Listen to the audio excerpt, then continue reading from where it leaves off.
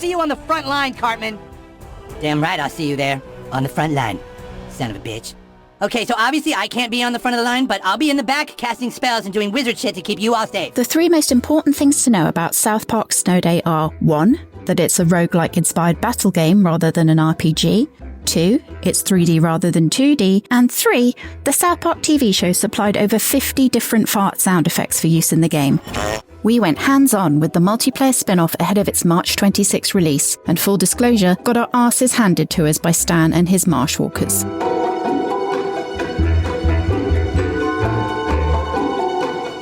Head into the snowy landscapes of the South Park streets, and the reason for the 3D upgrade is obvious, allowing for the type of chaotic action that the previous South Park games could only dream of.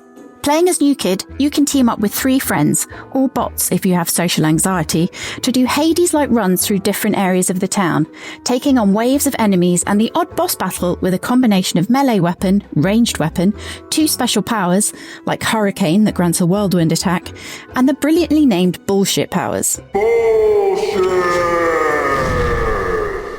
These will reset every run, but any character perks you bought with Dark Matter and character cosmetics will persist.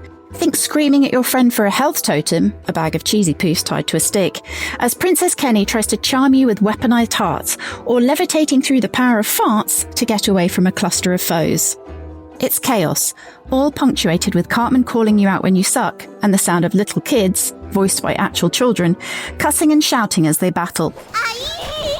The only yellow snow spots in the fun drift were the movement that had a sort of floaty feeling that took me a while to get used to, and as a result I couldn't take advantage of the higher ground or trampoline pads without risking missing my target. The bosses we saw were tough too.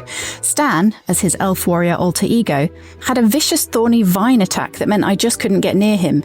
They're the kind of issues that fade away when you've had more than a few hours with a game, but time will tell if my Cartman-esque temper can handle it. We're still gonna beat the shit out of you. Ask Kyle how my plus 10 wizard balls taste, because you're next. Underneath the simple premise, 4 players, roguelike runs, and arenas packed with areas to gain the advantage, there's an extra level of depth, all delivered with biting South Park wit. The bullshit powers are a great twist on any kid's tendency to start making up spurious rules when they're playing any kind of pretend game. In Snow Day, that scenario is managed with bullshit cards that bestow hugely OP but seriously rationed powers on your character.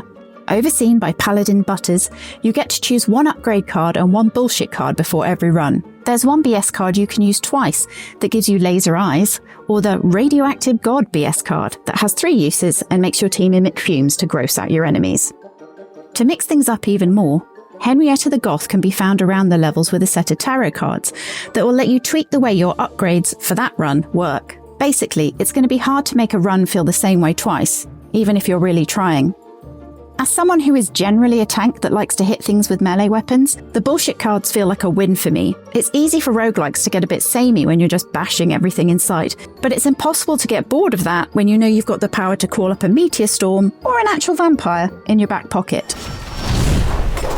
The cards themselves look freaking neat too, and if there was an IRL physical version, I'd happily dip into my collectibles fund for them. As you make it through Snow Day, there are 3 types of currency to collect: toilet paper, dark matter, and PP. Apart from its usual uses, in South Park Snow Day, toilet paper can be spent to beef up the power of your upgrade cards or re-roll your choices, with Jimmy the Bard as your friendly shopkeeper.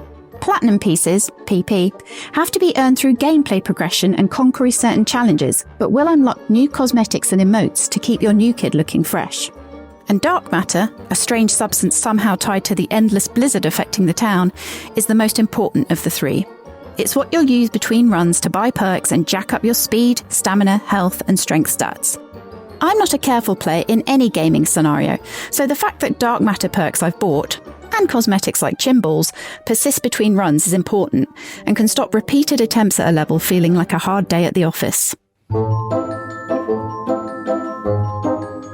The setup could easily have made for a classic South Park episode. Arctic conditions mean the kids get time off school to stage Dungeons and Dragons-style battles, but as the snow drags on and you fight through the campaign, you'll find out that this is no ordinary weather event. While a lot of the characters like Professor Chaos and Wizard Cartman might be familiar from Stick of Truth and The Fractured But Whole, Snowday swaps the narrative heft of the RPG for a combat caper you can play over and over again with friends. That doesn't mean you won't get plenty of South Park laughs as you maul your enemies, but think of the campaign as more of an episode of the show, rather than a movie like the aforementioned RPGs.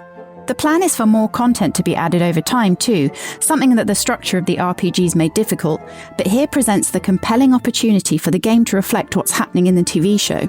I'd love to see the same crazy, up-to-the-minute cultural comedy find a way into the game. The right care and attention could keep Snowday feeling fresh long after you've burned through the main storyline.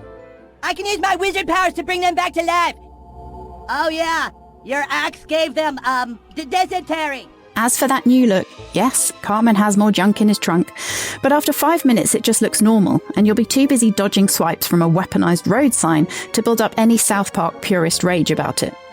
In some sort of beautiful, poop joke-fueled meta-universe, it kind of feels like the sort of game Cartman, Kenny, Kyle and Stan would get obsessed with. Its longevity won't become clear until the game is released on March 26th, but right now we can all be safe in the knowledge that the South Park soul lives on in Snowday. Finish the quest! Get powered up! And stop embarrassing me!